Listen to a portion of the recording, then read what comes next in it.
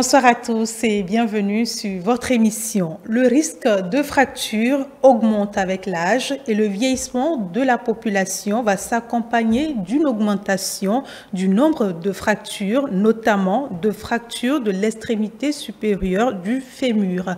Paradoxalement, alors que ces fractures s'accompagnent d'une augmentation de la mortalité et d'une perte d'autonomie, l'ostéoporose est sous-diagnostiquée et rarement prise en charge chez les sujets très âgés. Maladie silencieuse, l'ostéoporose devient un véritable problème de santé publique. Qu'est-ce que l'ostéoporose? Qui sont les personnes à risque? Comment diagnostiquer la maladie? Je reçois pour la discussion Dr Gounogbe Koti-Marcel. Elle est rhumatologue, gérontologue. Bonsoir, docteur. Bonsoir, Madame Dramane. Merci d'avoir accepté notre invitation. Avec plaisir. Je rappelle que vous avez été enseignante à la faculté des sciences de santé du Bénin. Vous êtes à la retraite désormais. Merci de partager les informations et un rapport à l'ostéoporose avec nous sur ce plateau. Avant de venir à la définition de l'ostéoporose, nous allons essayer de comprendre comment sont constitués nos os et comment est-ce que ces os-là sont solides et en arrivent à se fragiliser, docteur. Merci. Comment sont constitués nos os? Vous savez, on a tous appris en anatomie que nous avons des os longs, des os plats, des os courts, si vous vous souvenez bien de votre anatomie. Oui. Alors, à la naissance, quand vous prenez un bébé, un nourrisson, vous vous rendez compte vous-même qu'il faut le prendre avec beaucoup de délicatesse.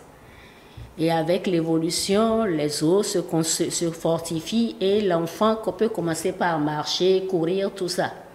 À l'âge adulte, l'os est vraiment constitué puisque en pédiatrie, nous parlons de l'âge de la croissance, l'âge auquel la croissance est terminée. Alors donc, les os évoluent en fonction de l'âge et dans les os, nous avons des acides aminés, nous avons pas mal de substances que je ne saurais dire de façon terre à terre ici, qui fortifient l'os et qui lui permettent d'avoir sa densité afin de pouvoir évoluer correctement. D'accord. De façon globale, c'est ce que je peux vous dire sur nos os. D'accord. Et pour revenir à l'ostéoporose, puisque c'est de ça qu'il est question, quand on nous dit qu'on souffre d'ostéoporose ou quand on évoque l'ostéoporose, qu'est-ce qu'on doit comprendre? Par définition simple, terre à terre, l'ostéoporose est une maladie qui est caractérisée par la fragilité de l'os, qui peut se casser à tout moment. Ça peut se casser à tout moment, sans fracture, sans aucune pression traumatique, l'os peut se casser parce qu'il est devenu fragile. D'accord. De façon terre à terre, c'est une fracture de nos os. Et est-ce qu'au Bénin... Non, je ne vais pas dire que c'est une fracture de nos os. D'accord. Parce que l'ostéoporose ne signifie pas automatiquement fracture.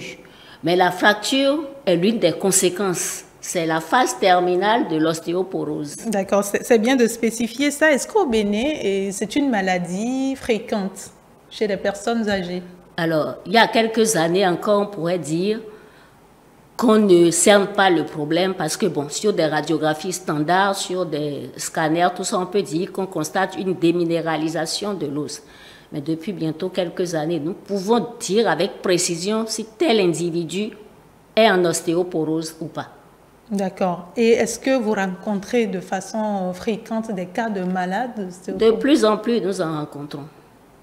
De plus en plus. Lors d'un diagnostic lors d'une consultation, en fonction de ce que le malade nous dit, nous sommes en mesure de lui prescrire un examen qui nous confirmera s'il est en ostéoporose ou pas. Non. Il est dit, je le disais en introduction, l'ostéoporose, on le dit souvent, est fréquente chez les personnes âgées.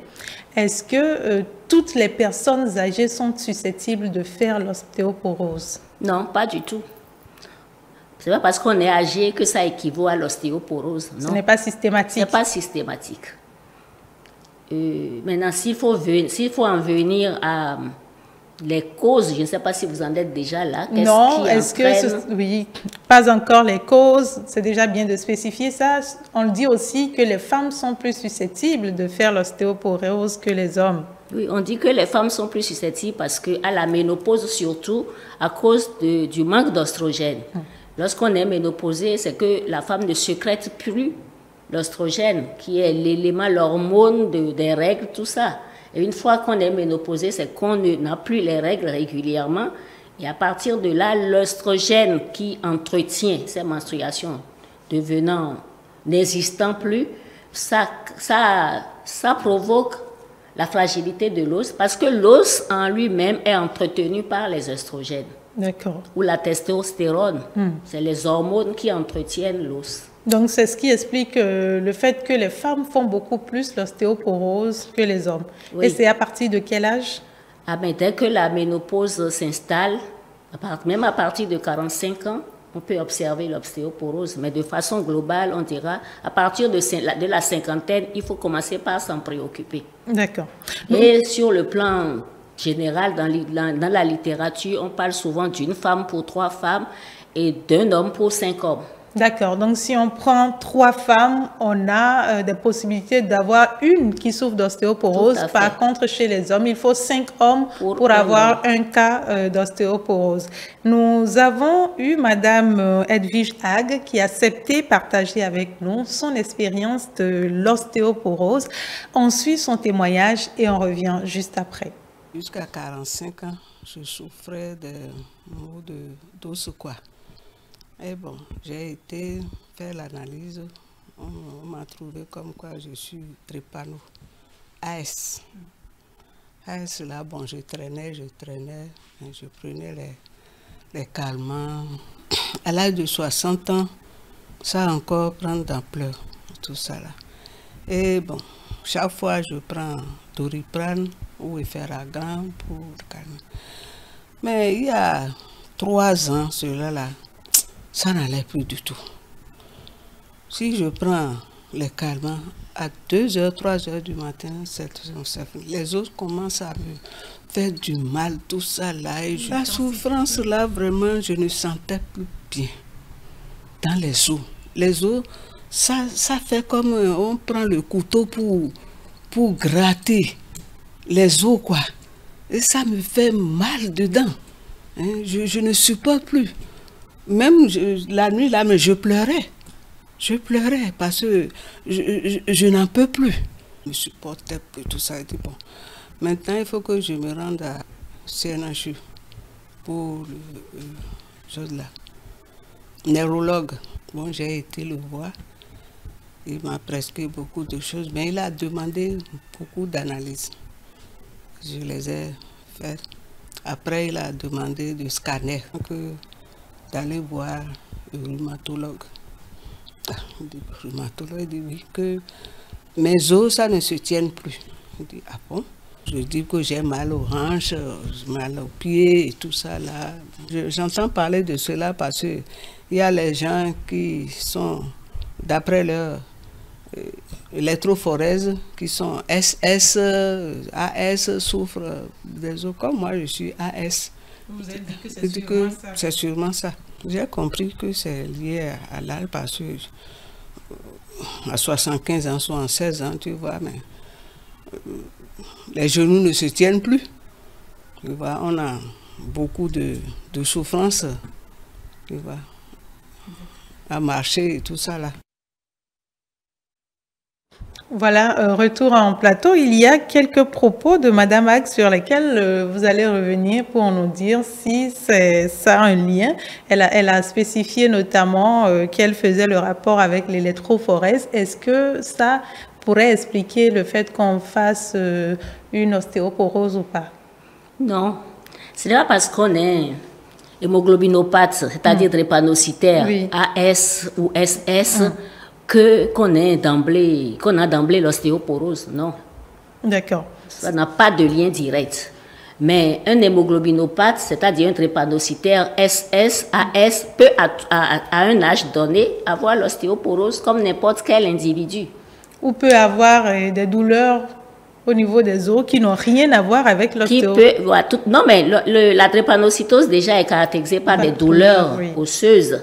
Mais les praticiens, les médecins savent très bien faire la part des choses entre des douleurs liées à l'hémoglobinopathie, c'est-à-dire à la drépanocytose, et la douleur osseuse liée à autre chose. La drépanocytose est une maladie hématologique. Qui n'a rien à voir avec la rhumatologie. D'accord. Nous allons revenir sur quelques autres aspects. Je précise que Madame Ag est une de vos patientes. Oui, est-ce que, oui, quand elle est venue, elle était à quelle étape, pour dire, de la maladie? Bon, ça fait un moment que je l'ai diagnostiquée. Et je crois, si Madame Ag était arrivée pour pas mal d'autres problèmes, comme elle l'a dit, les douleurs osseuses, les jambes qui ne tenaient plus, les genoux, tout ça. Donc nous avons évalué tout et nous lui avons proposé de faire un bilan osseux. Et dans ce bilan osseux, il y a des paramètres biologiques qu'on apprécie et il y a l'ostéodensitométrie que nous faisons, qui nous permet de détecter l'ostéoporose ou le stade auquel l'os se situe. D'accord. Donc, c'est avec cet examen-là que vous avez pu prendre en charge Madame Ag pour l'ostéoporose. Avant de revenir sur l'ostéodensitométrie que nous avons filmée chez vous au cabinet il y a quelques jours, nous allons parler des causes de la maladie. Quels sont les facteurs, les causes qui pourraient conduire à une ostéoporose? Alors, les causes et les facteurs favorisants. Alors, toute femme ménopausée est à risque. Toute femme ménopausée est à risque. Et une ménopause précoce, qu'elle soit naturelle ou chirurgicale, c'est-à-dire quand je dis chirurgicale, c'est qu'on a enlevé les ovaires, on a enlevé l'utérus à la femme, sont des facteurs qui favorisent l'arrivée précoce de l'ostéoporose. Une puberté tardive également est un facteur plutôt favorisant. Une puberté tardive veut dire c'est-à-dire que la femme a eu ses premières règles à un âge beaucoup plus avancé que la normale. En plus de ça, il y a les facteurs génétiques. Quand vous avez un parent, une maman qui a l'ostéoporose, vous avez des risques de développer l'ostéoporose vous aussi. Alors, dans ça, c'est l'ostéoporose commune, liée tout simplement au manque d'oestrogène. D'accord. Et chez l'homme, le manque de testostérone.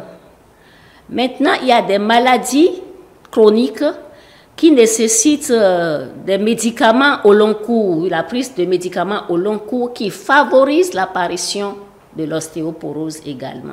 Des maladies telles que? Des maladies de la thyroïde, des maladies le diabète par exemple, les maladies inflammatoires chroniques, en rhumatologie surtout les maladies inflammatoires chroniques sont des précurseurs de l'ostéoporose. La prise de certains médicaments, par exemple des gens qui font de la corticothérapie de façon abusive et désordonnée, peuvent être sujets à l'ostéoporose, même chez les jeunes. Même sur prescription médicale? C'est-à-dire, le problème sur prescription médicale, c'est que la corticothérapie est un traitement spectaculaire de la douleur. Alors, ce que nous avons observé chez nos patients, c'est qu'ils ne respectent jamais ce que nous leur prescrivons, ce que nous leur disons de faire.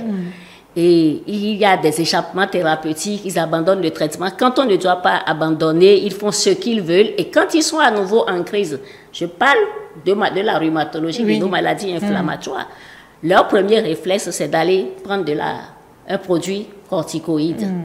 Et là, c'est spectaculaire, la douleur régresse. Sinon, nous avons des règles de prescription de la corticothérapie qu'il faut nécessairement respecter. D'accord. Donc, en respectant ces règles-là, on a moins de risques. En respectant correctement les règles, parce que bon, la corticothérapie ne doit être que sur une durée donnée, mais il y a certaines maladies qui nécessitent, qu'on le veuille ou non, la prise de corticoïdes sur une longue période. Mais il y a des surveillances à observer. Il y a des surveillances nécessairement. Vous avez parlé de causes liées aux hormones, causes liées à la génétique, de causes liées aux médicaments. Est-ce qu'il y a des causes liées à l'alimentation? Je ne vais pas dire qu'il y a vraiment des causes liées à l'alimentation, parce que bon, mais si on s'alimente correctement, si on a une alimentation bien variée, on n'a pas de risque immédiat. Mais quand l'alimentation est pauvre en calcium, est pauvre en magnésium, et quand on n'a pas un apport assez suffisant de vitamine D, c'est des paramètres favorisant l'ostéoporose. Je n'ai pas entendu dans les causes, par exemple, celles liées à l'âge. À l'âge, chez la femme, c'est la ménopause. Parce que vous, par exemple, on ne va pas dire vous avez un risque d'ostéoporose si vous êtes bien portant et que vous n'avez aucun problème de santé. Mais le risque commence quand la femme est ménopausée. Une femme ménopausée doit faire épisodiquement son ostéodensitométrie pour connaître son capital osseux. D'accord. C'est incontournable si l'individu veut être en bonne santé. Parlant de connaître son capital osseux, vous avez parlé d'un examen il y a un instant, l'ostéodensitométrie, si je ne me trompe. À quel moment vous demandez cet examen-là et comment il intervient? Alors, chez nous, en rhumatologie, c'est vrai que nous, on n'est pas vraiment dans la prévention. Les malades viennent nous voir quand il y a problème. Et récemment, on a eu un webinaire avec des collègues rhumatologues et gynécologues pour leur expliquer la ménopause et pour leur faire prendre conscience du fait que à la ménopause, il y a des examens systématiques qu'il faut faire à la femme, dont l'ostéodensitométrie. Alors, revenez à votre question parce que ça m'échappe un peu. À quel moment est-ce qu'on demande cet examen-là? Alors, une femme ménopausée qui a été bien portant jusqu'à un moment donné, à l'âge de la ménopause, on estime qu'un an après la ménopause vraiment confirmée, elle doit faire son ostéodensitométrie pour connaître son capital osseux. C'est le point de départ. Et si le capital est correct, elle peut répéter ça tous les 5 ans s'il n'y a aucun problème de santé, ou alors pratiquement tous les 2 ou 3 ans si elle veut être beaucoup plus prudente. Sinon, si le capital osseux et que les paramètres biologiques osseux sont corrects, elle peut. C'est la surveillance. C'est la surveillance, mais ce n'est pas stéréotypé où on dit il faut, mais de façon globale, on dira l'ostéodensitométrie est correcte aujourd'hui, le bilan hématologique osseux est correct, donc on peut se donner 2 ans, 3 ans pour reprendre l'ostéodensitométrie. Oui, ça c'est quand on est dans le cas de la prévention. Quand on est dans le cas de la prévention. Mais dans le cas de la prévention aussi, si vous voulez parler de la prévention, il y a d'autres éléments. D'accord, nous allons revenir sur la prévention, mais quand je dis dans le cas de la prévention, c'est qu'on n'a pas des symptômes d'ostéoporose, mais... On n'a pas de symptômes d'ostéoporose, mais on sait comment on conseille à la femme d'examiner ses seins. Oui. On nous apprend à tous l'autopalpation des seins. Oui, donc à la ménopause, et ça n'a pas d'âge. C'est à tout moment. Et même les hommes doivent examiner leurs seins, parce qu'il ne faut pas qu'ils pensent que c'est uniquement la femme qui peut avoir un cancer de sein. Le cancer de sein masculin existe aussi. Merci pour cette parenthèse. Parce qu'on a tendance à tout mettre sur le dos de la femme. Mais attention aux hommes aussi. D'accord. Le cancer du sein chez l'homme aussi peut exister. Et ça existe. Donc, ils n'ont qu'à regarder dans le miroir, apprécier leurs seins. Parce qu'on a tendance à trop mettre des choses sur la femme, alors que l'homme aussi. Alors, comme la douleur des os et l'ostéoporose. On va suivre, je le disais il y a un instant, on a tourné un élément dans votre cabinet sur comment se fait l'examen de l'ostéodensitométrie. On suit et après vous nous expliquez les différentes phases. Nous avons deux éléments pour apprécier. Je vais demander à mon assistant de servir juste de cobaye, parce que théoriquement, le malade est dévêtu. Le malade est totalement dévêtu. Il ne doit y avoir aucun élément sur l'individu au moment de la manipulation. Donc, comme c'est juste une démonstration, je vais lui demander de rester dans sa blouse et nous allons juste vous montrer comment les choses se passent. À la première ostéodensitométrie, la personne peut vous dire, ah mais tiens, j'ai perdu de taille. C'est un élément très important d'appréciation. Donc nous prenons et la taille et le poids. Quand le malade est couché, il se couche en décubitus dorsal, c'est-à-dire qu'il se couche sur le dos, bien droit sur la table, et nous bloquons ses pieds avec cet élément. Donc, nous bloquons pour éviter le glissement. Donc, une fois que c'est bloqué et que nous avons mis l'appareil en marche, le bras se déplace jusqu'à s'arrêter quelque part ici. Et nous avons des mesures que nous devons prendre à partir de l'aile pour apprécier une distance donnée et démarrer. Alors là, ça nous donnera l'image sur l'ordinateur que nous allons interpréter, apprécier et interpréter. Une fois qu'on a fini avec ça, on enlève et nous mettons maintenant un autre élément pour apprécier le rachis. Alors ça se passe ainsi. On met les jambes en équerre sur les cuisses et le corps et sur ce poussé. Ça s'arrêter quelque part en dessous de l'ombilic. Et il y a une mesure à prendre pour démarrer l'examen. Et le bras va se déplacer. Nous surveillons sur l'ordinateur jusqu'à s'arrêter et nous manipulons au niveau de l'ordinateur pour terminer et on enlève après ceci, le malade descend. Et il y a plusieurs séquences qui nous permettent de manipuler correctement et de savoir si l'individu est en ostéoporose, en ostéopénie ou si son os est normal. Voilà, d'une manière générale, comment nous manipulons cet appareil. Merci beaucoup, docteur, pour cette expérience. Qu'est-ce qu'on vérifie concrètement quand on fait l'ostéodensitométrie?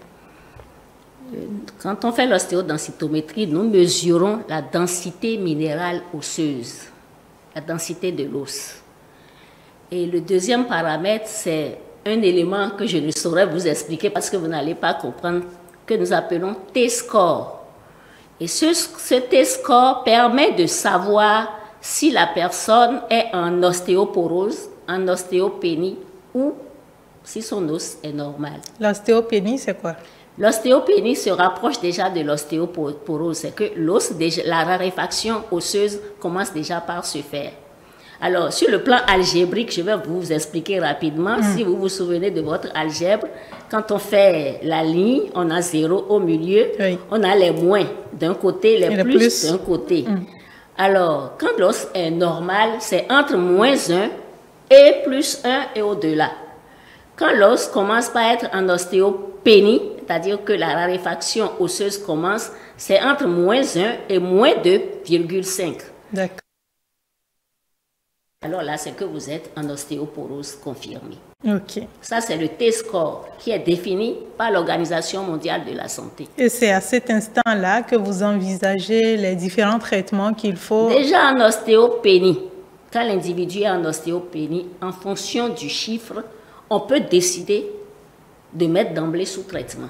Surtout si les autres paramètres biologiques, la vitamine D3, le calcium, quand ils sont bas, on est obligé de.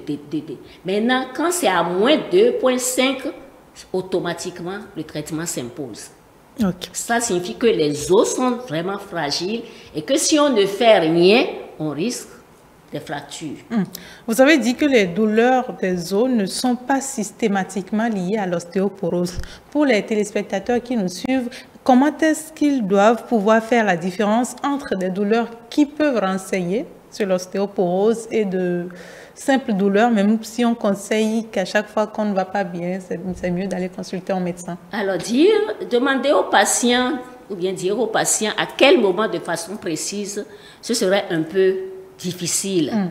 Parce qu'il faut différencier les douleurs de l'ostéoporose aux douleurs de l'arthrose, des douleurs des articulations. Oui. C'est complètement différent.